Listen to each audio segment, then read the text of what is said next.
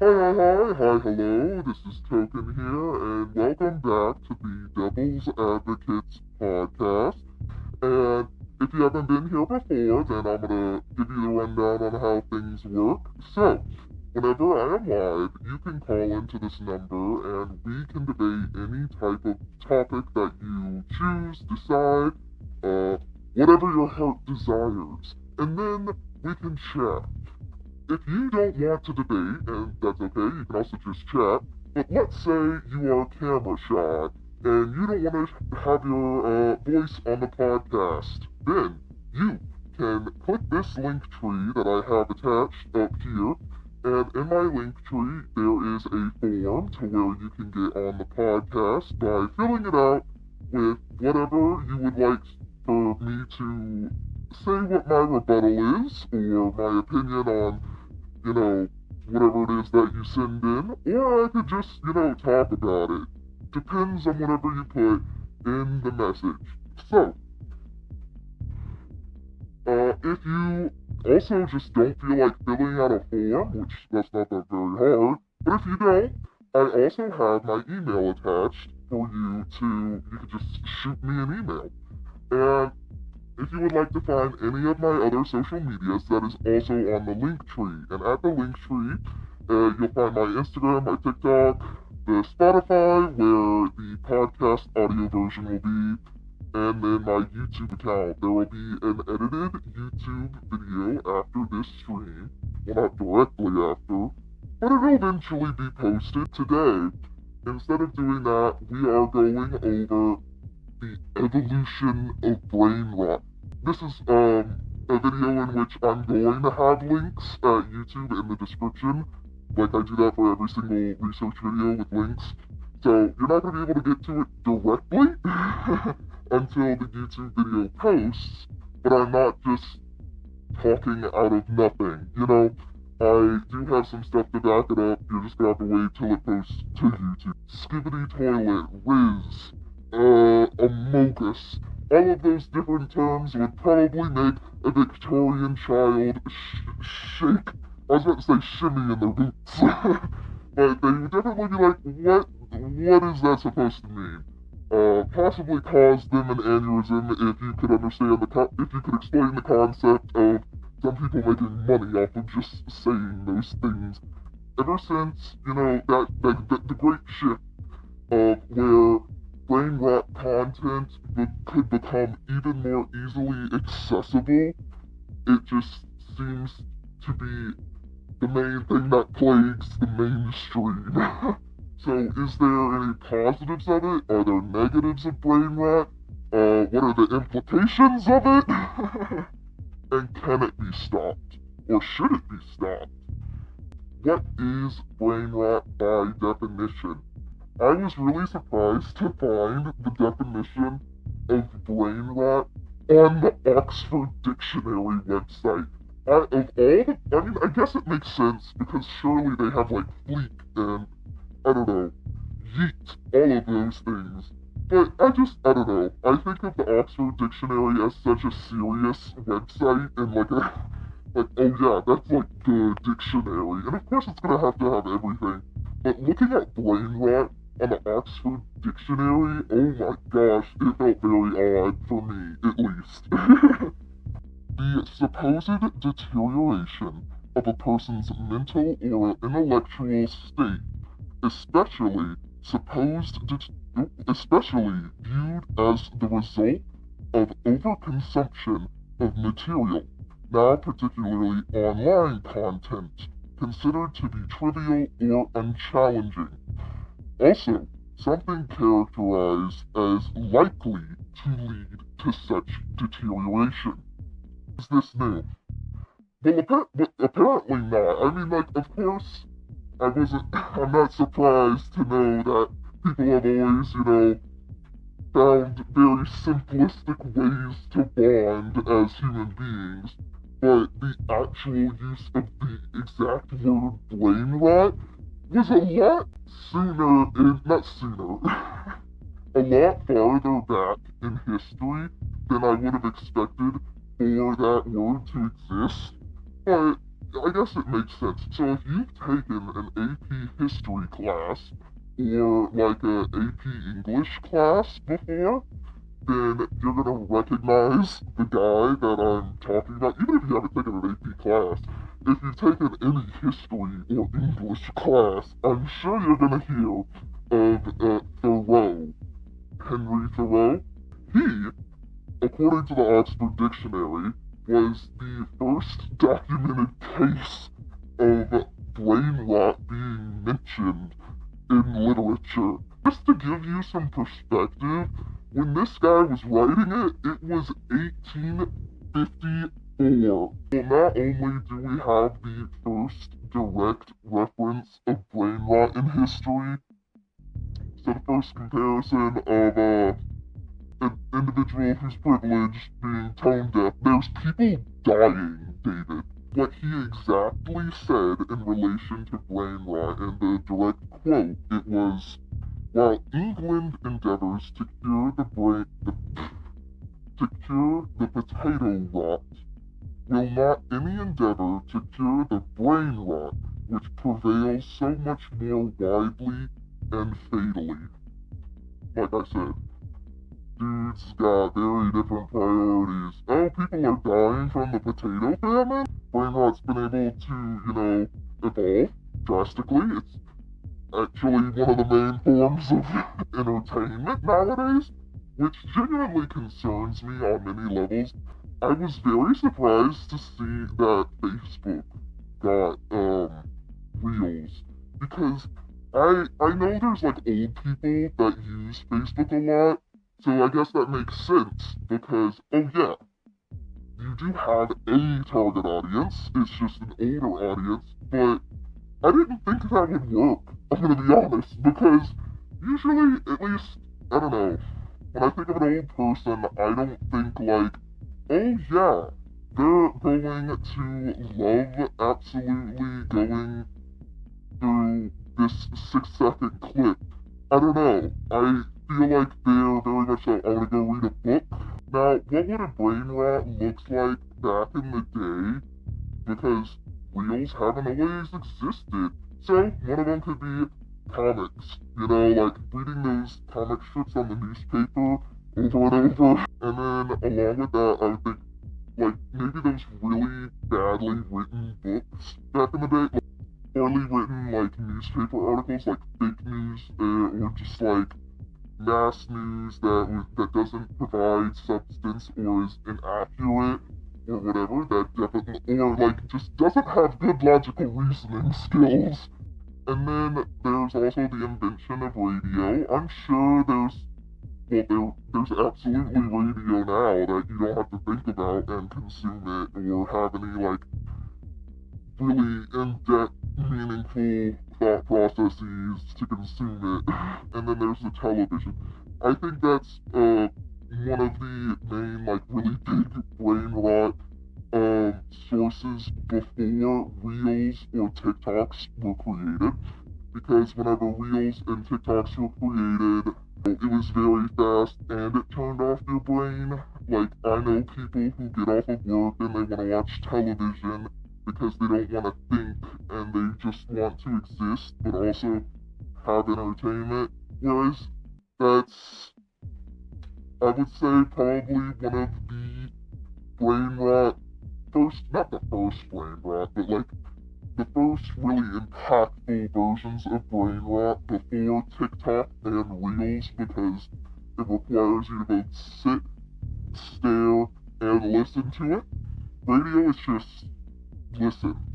But sit, stare, listen, and then we get up the ladder to Reels and TikToks, which I think is the worst version of brain rot. Not only do you sit, stare, and listen to it, but you have to be engaged with it every like 7-ish seconds. Oh, like I don't like this. I need to move. Because at least with radio, you could do something in the background. You could, oh, I don't wanna, I wanna do the dishes or whatever. Whereas doom scrolling is now such a big thing where you just literally rot in your bed. not only is your brain decaying, but your body and the environment around you. The act of doom scrolling is extremely dystopian. Because what do you mean? You have to sit here and let your body decay because you cannot be present in your life. You're too depressed to be present in your life, and you have to watch mass amounts of content at all times, so you can't think a single thing in your head. That's not normal, and I dislike how social media has made it so normalized. No, go touch grass. Go, get a hobby. Alright, so we've gone into the history of brain rot a little bit, like examples of it in the past. Henry Thoreau's a bit tone-deaf comments regarding the potato famine and the importance of addressing brain rot. Now I want to get a little bit into the positives of brain rot. Number one, it seems to build a sense of community or belonging among individuals in general that wouldn't necessarily take place had it been you have to have a deep conversation with somebody. Number two, creativity. While the brain rot itself is not necessarily always inherently creative, like saying two numbers plus each other equals an incorrect number, once it's already hit peak viral stardom or whatever, it can lead to the creation of other trends that would lead to more social bonding and relatability. It can lead to more creative, projects. For example, let's say there was a meme and someone who used redstone from Minecraft to entirely animate a meme moment or a brain rot moment. Now that takes a lot of time, not only creativity, time, energy, effort, and critical thought to be able to, animate that. That was honestly about the main positives that I could think of brain rot. Were only two. That it brings social bonding and understanding and requires creativity in order to do it. What are the negatives of brain rot overall? The first and foremost is the decrease in attention span when consuming media and essentially just renovating media overall to where it's harder to get people to want to sit and watch a 20-minute YouTube video, an hour-long YouTube video, or just a movie or something. Brain rot does not always foster social growth. I said that as one reason it could be good as a positive, but just as it can be a positive, it can also be a negative. Because with the creation of, oh no, drumroll please, AI. There's some AI that people use as stand-in replacements for partners, friends, family members, people having entirely parasocial relationships with computers and not having any social relationships outside of it. That's not a person. That's literally a robot. You're not practicing your social skills. It's literally created to appease you most of the time. You're not getting an unbiased answer to your questions that you put into an AI chatbot or a chat room, whatever it is. You're not getting an unbiased answer. You are getting the most biased answer possible because it's trained to essentially kiss up to you. And the impact is I don't think they've done any studies on this yet. Well, surely they have. I'm not quoting any for this, but I'm certain there are people who are losing their social skills because they're essentially having their own horror moment with a machine. On a similar note with AI in regards to brain rot, now I'm actually providing concrete by the definition uses of AI with brain rot. When it comes to the production of the AI reality TV, at least obviously, with brain rot content, this is gonna show how I'm not actually that participant, like a big participant in brain rot. I believe they had to animate the, like, skibbity toilet thing, didn't they? Wasn't it like a 3D model? Or am I just entirely, misinformed with this skibbity toilet meme? I could be. Say, somebody who did, I'm gonna do a Vine reference, you know the potato flew around my room? You wanna know what? That has more effort and thought process into it than putting an AI thing of pretend this fruit is pregnant with a different fruit's baby. At least you had the gall to get up, tie that string around that potato, tie it to that fan pane, and then you let it rip and let that go like a Beyblade. Now that I've gone into what brain rot is, the history of it, some of the positives and negatives for, well, not the positives, not some of them, all of the positives and negatives that I can think of regarding brain rot. Now we're gonna go into, should brain rot be stopped? Can it be stopped? Is it human nature for brain rot to just continue? I think it's in human nature to create brain rot. And I don't mean that as in, like, to be stupid or to make stupid things. I mean it as in, I think it's in human nature to create brain rot because it, again, like the social bonding aspect of it. And brain rot isn't necessarily unique. Well, I mean, obviously, we've been talking about it since 1854. But in regards to, like, language, each generation creating its new lingo, things to understand, like what's normalized to say, what's not, what's considered funny, what isn't. Like, a Gen X individual is going to have a lot different of humor than someone who's a boomer or Gen Alpha or something of the like. But language is always going to continue to evolve, and the perception of words and creating slang is not unique to Generation Alpha or Gen Z. So my main worry is that the AI swap of, like, the fruit reality TV shows, that's gonna continue, and then it's not gonna even require any creativity to come up with the silly jokes or memes that we send to one another, and then we truly become just zombies of, like, oh, these 1-0s funny. That's what concerns me, because it's so normalized to sit down and you just scroll away your life. You just scroll it away because everything's terrible anyways. This is the only thing that gives me my little dopamine boost along with my vape pen or something. It's very dystopian to me on so many levels. It's very dystopian. Now, that's not for me to say that I think every single piece of brain rot needs to be insanely deep and thought-provoking, but I also know there is a place for content that is to just make people happy.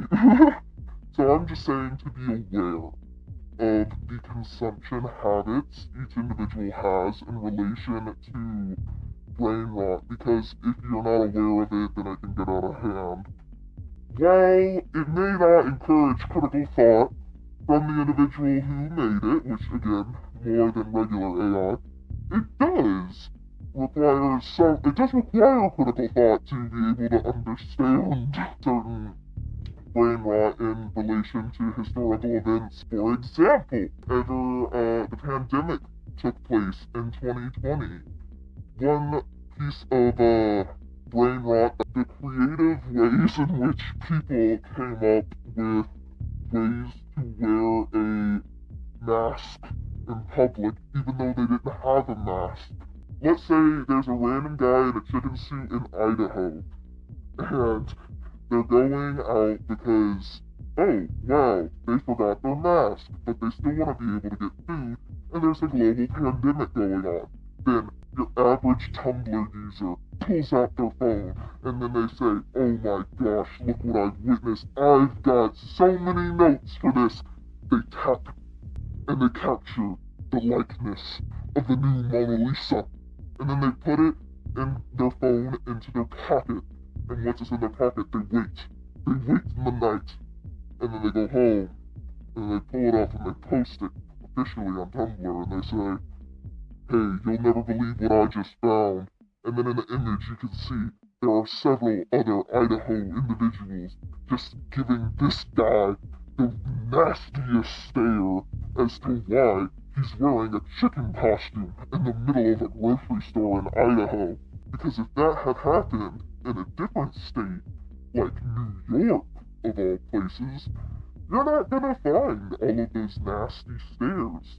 You're just gonna find You're probably gonna find 3 guys in a chicken costume in New York getting groceries. I would love for there to be a new form of mass relatability that's not just a 6-second video to get everyone's attention, to get them addicted to their screens and be like, I can't look away!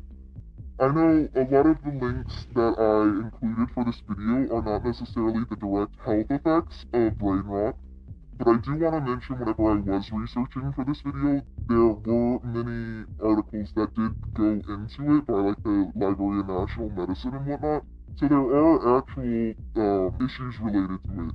So when I say that I don't think like it should be stopped completely, I'm just saying at least in moderation. If you're not doing it in moderation, I don't think you should. I really don't. And the main reason I say moderation at all is because it's been so normalized, it's kind of hard to escape it. If you want to relate to somebody who's not, I don't know, a boomer, even even like Gen X individuals are sending videos to their relatives or their children or whatever nowadays. I hope that influencers and creators, they try to get their audience into, like, they'll use their reel or their shorts to lead to much more long-form content on their main channel. So that, increases, well, I mean, it doesn't increase attention span, but it gets people off of the whole, like, oh, you're stuck doom scrolling at 5 a.m. and you're actually present, at least more present than you would be if you were sitting there scrolling. Anyways, I think that's going to be the end of this video and stream. I appreciate everyone watching the stream and or watching the video later on when I'm going to upload it. I appreciate your presence greatly. Summary, if somebody clicked off and click back on, if you didn't hear it the first time, this is a podcast in which I take calls and I debate whoever calls in, and with whatever you call, I reserve the right to hang up if I want to, given, reasonable circumstance. And if you're camera shy and you don't want to, let's say, show your voice or any of that, which even if you call in, you don't have to provide your name. But let's say you're camera shy and you really don't want to call in. If you scan this QR code, because that's the number as well up there, but if you scan that QR code, you'll find 2 different ways that you can contact me. One of the ways is you can click the Get on the Podcast one, and on there you will find a form. You can fill out what you would like to debate or for me to talk about. Just in general, what response you would like for me to give in regard to the topic. You could also just vent, and I can share it on the podcast. Be mindful, anything that you send in, I am going to read on the podcast. The email as well in the Linktree. And on the Linktree, you will also find all of my social medias where you can find this is going to be uploaded. If you missed my intro for Theta, that's Theta. She just floats around. She's supposed to represent the hypothetical of whatever argument that I do each week. And until I have callers, I'm just going to continue to debate on whichever topic that I choose of for each day. Or maybe I might start doing other stuff as well. But it doesn't change the fact that you can call in. This has been Token, this has been Theta, and I hope you all have a good one.